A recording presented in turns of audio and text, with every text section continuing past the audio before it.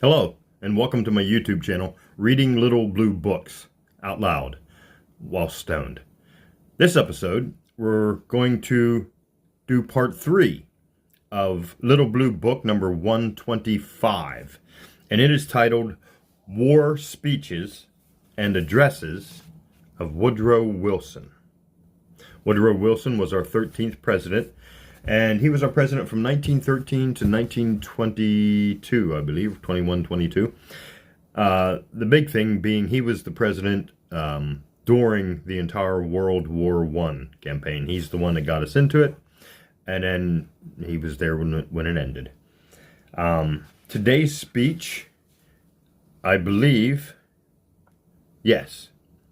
Today's speech is the one he gave to the American public to sell the idea of getting into World War I. At this point, Germany had attacked many ships that had Americans on it, American ships. America had been neutral up to this point. But Germany had gone too far.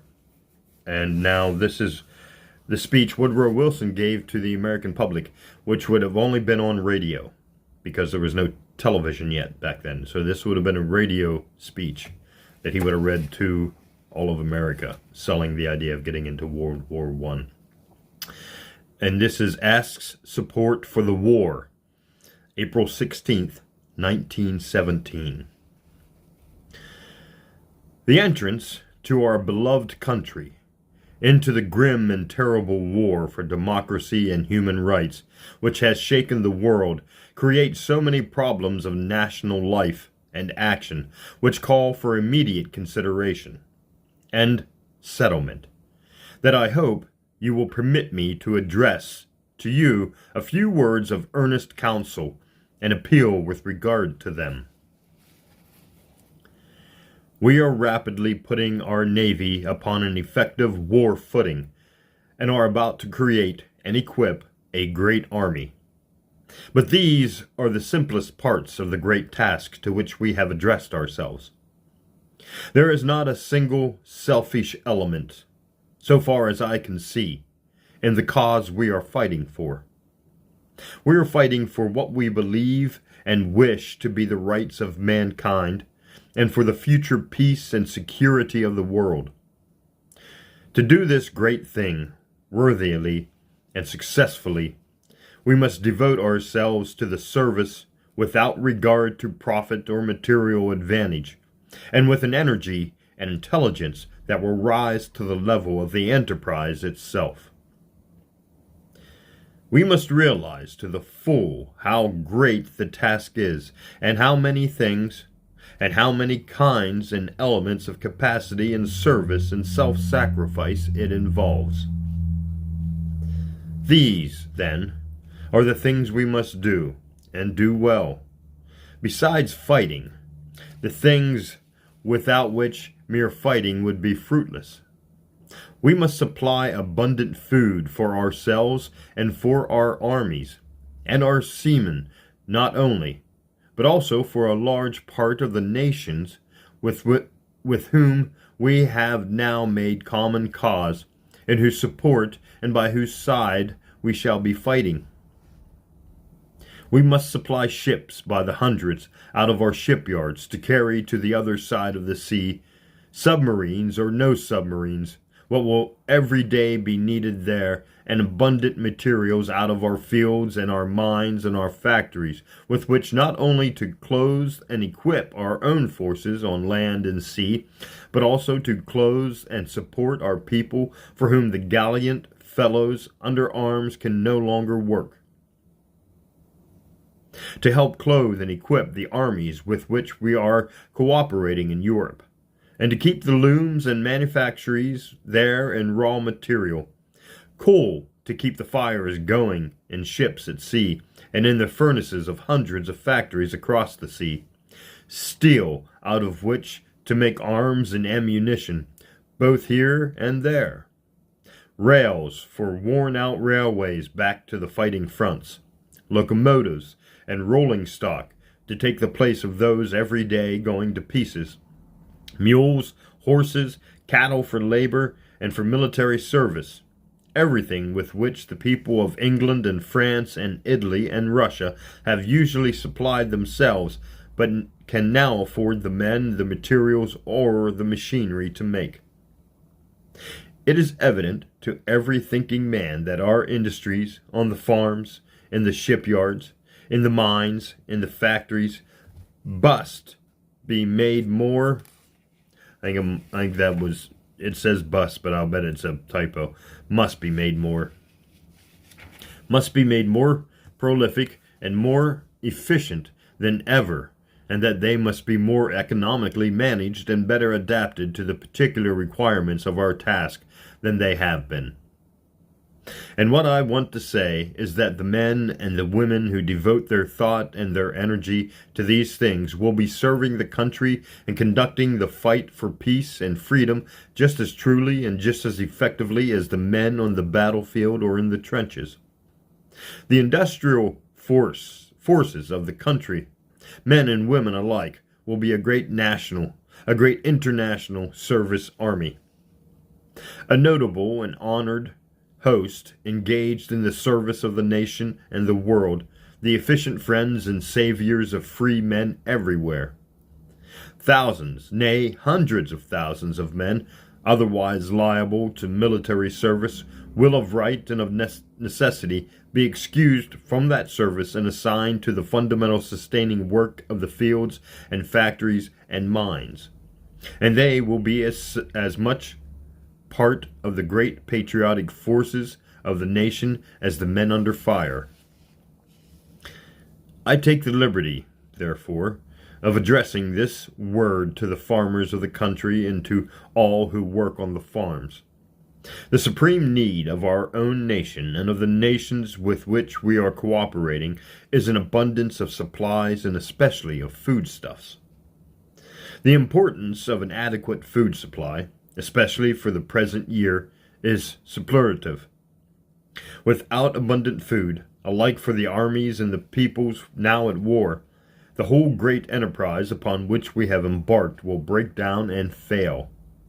The world's food reserves are low, not only during the present emergency, but for some time after peace shall have come both on our people and a large proportion of the people of Europe must rely upon the harvests in America.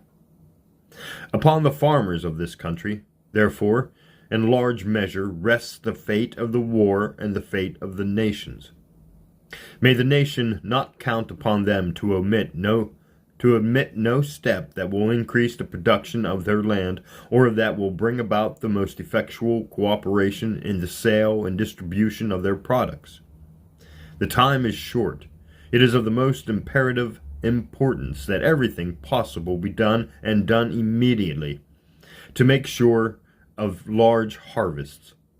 I call upon young men and old alike, and upon the able-bodied boys of the land to accept and act upon this duty, to turn in hosts to the farm and make certain that no pains and no labor is lacking in this great matter. I particularly appeal to the farmers of the South to plant abundant foodstuffs as well as cotton.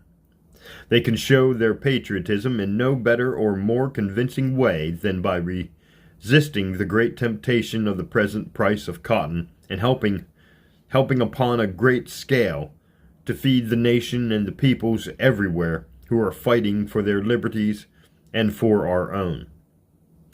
The variety of their crops will be the visible measure of their comprehension of their national duty. The government of the United States and the governments of the several states stand ready to cooperate. They will do everything possible to assist farmers in securing an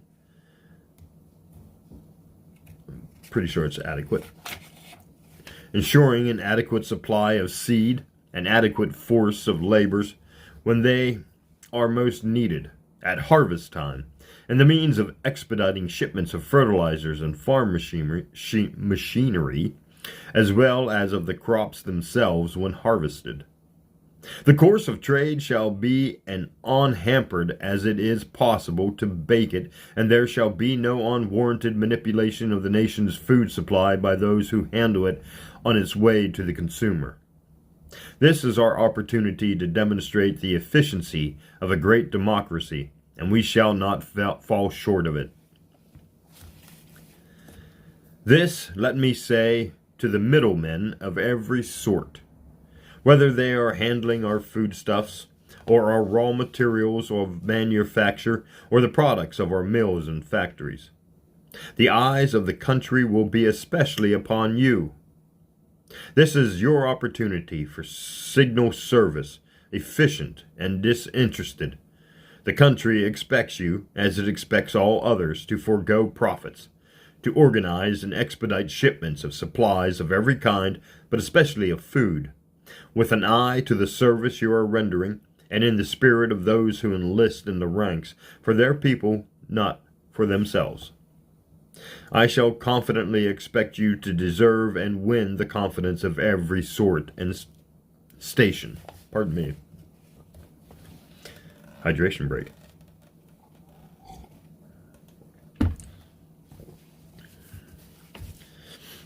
To the men who run the railways of the country, whether they be managers or operative employees, let me say that the railways are arteries of the nation's life, and that upon them rests the immense responsibility of seeing to it that those arteries suffer no obstruction of any kind, no inefficiency or slackened power. To the merchant, let me suggest the motto, small profits and quick service. And to the shipbuilder, the thought that the life of the war depends upon him. The food and the war supplies must be carried across the seas, no matter how many ships are sent to the bottom. The places of those that go down must be supplied, and supplied at once. To the miner, let me say that he stands where the farmer does. The work of the world waits on him. If he slackens or fails, armies and statesmen are helpless. He also is enlisted in the great service army. The manufacturer does not need to be told, I hope, that the nation looks to him to speed and perfect every process, and I want only to remind his employees that their service is absolutely indispensable and is counted on by every man who loves the country and its liberties. Let me suggest, also, that everyone who creates or cultivates a garden helps greatly to solve the problem of the feeding of the nations, and that every housewife who practices strict economy puts herself in the ranks of those who serve the nation. This is the time for America to correct her unpardonable fault of wastefulness and extravagance. Let every man and every woman assume the duty of careful, provident use and expenditure as a public duty, as a dictate of patriotism, which no one can now expect ever to be excused or forgiven for ignoring. Man, what a difference. What a difference between that and George Bush's don't worry about the war, just go shopping. Crazy. I digress. In the hope that this statement of the needs of the nation and of the world in this hour of supreme crisis may stimulate those to whom it comes and remind all who need reminder of the solemn duties of a time such as the world has never seen before. I beg that all editors and publishers everywhere will give as prominent publication and as wide circulation as possible to this appeal. I venture to suggest also to all advertising agencies that they would perhaps render a very substantial and timely service to the country if they would give it widespread repetition, and I hope that clergymen will not think the theme of it an unworthy or inappropriate subject of comment and homily from their pulpits. The supreme test of the nation has come. We must all speak, act, and serve together. That was Woodrow Wilson's address to the nation. Let me get back here to the date. It's 1917. Yes, April 16th of 1917, Woodrow Wilson's address to the American people. He's asking support for the war. That would be World War One. Let's see, there's another one here, and it's only 15 minutes into the tape, so let's see how long this second one is, and maybe we'll read it too. Oh yeah, we're going to read the next one too. Okay, so, yeah, we'll read the next one too. All right, just let me get a pause here. Okay, I'm back. Probably just a pause. But anyhow, here's the next one. The next, what is it? It's a letter, actually, written by Woodrow Wilson to Representative Webb. And I'm not sure who Representative Webb is. Representative back in 1917, apparently. But this was written May 22nd, 1917. And it is titled, Favors Censorship Law. So we're going to learn things about what was going on in 1917 we may not agree with in today's time. But, yeah, here we are. Okay, letter to Representative Webb.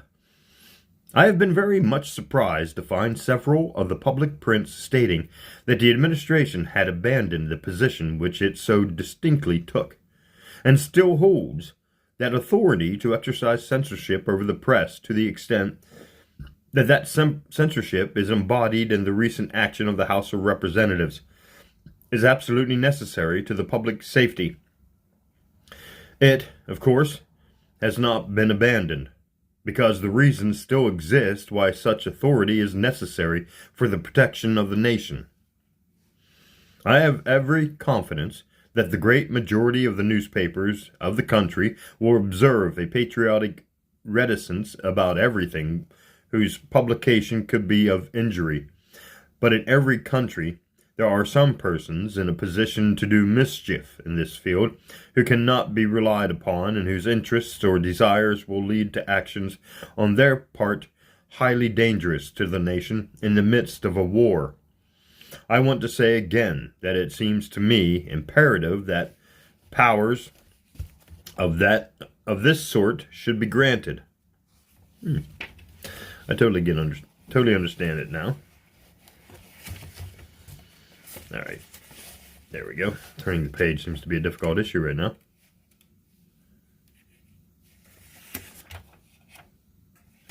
Okay. Well, that was only one page. Wow. Okay. So, we're going to do another one. This is a cablegram to Russia, dated May 26, 1917. In view of the approaching visit of the American delegation to Russia to express the deep friendship of the American people for the people of Russia and to discuss the best and most practical means of cooperation between the two peoples in carrying the present struggle for the freedom of all peoples to a successful consummation, it seems opportune and appropriate that I should state again, in the light of this new partnership, the objects the United States has had in mind in entering the war. These objects have been very much beclouded during the past few weeks by mistaken and misleading statements. And the issues at stake are too momentous, too tremendous, too significant for the whole human race to permit any misinterpretations or misunderstandings, however slight, to remain uncorrected for a moment. The war has begun to go against Germany, and in their desperate desire to escape the inevitable ultimate defeat, those who are in authority in Germany are using every possible instrumentality, are making use that doesn't make sense. Authority in Germany are using every possible instrumentality, are making use even of the influence of groups and parties among their own subjects to whom they have never been just or fair, or even tolerant, to promote a propaganda on both sides of the sea which will preserve for them their influence at home and their power abroad, to the undoing of the very men they are using. The position of America in this war is so clearly avowed that no man can be excused for mistaking it. She seeks no material profit or aggrandizement of any kind.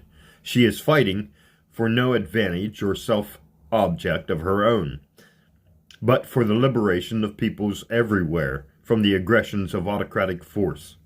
The ruling classes in Germany have begun of late to profess a like liberty and justice of purpose, but only to preserve the power they have set up in Germany and the selfish advantages which they have wrongly gained for themselves and their private projects of power all the way from Berlin to Baghdad and beyond. Government after government has by their influence, without open conquest of its territory, been linked together in a net of intrigue directed against nothing less than the peace and liberty of the world. The meshes of that intrigue must be broken, but cannot be broken unless wrongs already done are undone, and adequate measures must be taken to prevent it from ever again being renewed or repaired. Of course, the Imperial German government and those whom it is using for their own undoing are seeking to obtain pledges that the war will end in the restoration of the status quo ante. It was the status quo ante out of which this iniquitous war issued forth. The power of the Imperial German government within the empire and its widespread domination and influence outside of that empire, that status must be altered in such fashion as to prevent any such hideous thing from ever happening again. Little did they know. We are fighting for the liberty and the self-government, or the self-governing probably. Turn the page, we'll find out. We are fighting for liberty, the self-government, and the undictated development of all peoples. And every feature of the settlement that concludes this war must be conceived and executed for that purpose. Wrongs must first be righted, and then adequate safeguards must be created to prevent their being committed again.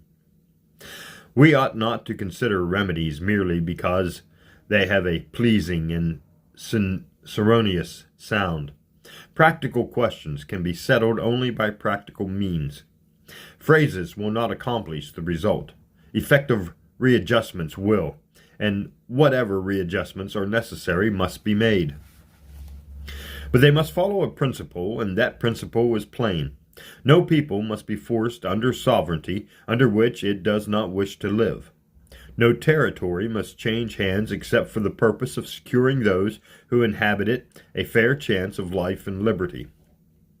No indemnities must be insisted on except those that constitute payments for manifest wrongs done. No readjustments of power must be made except such as will tend to secure the future peace of the world and the future welfare and happiness of its people. And then the free peoples of the world must draw together in some common covenant, some genuine and practical cooperation that will in effect combine their force to secure peace and justice in the dealings of nations with one another. The brotherhood of mankind must no longer be a fair but empty phrase. It must be given a structure of force and reality. The nations must realize their common life and effect a workable partnership to secure that life against the aggressions of autocratic and self-pleasing power. For these things we can afford to pour out blood and treasure. For these are the things we have always professed to desire.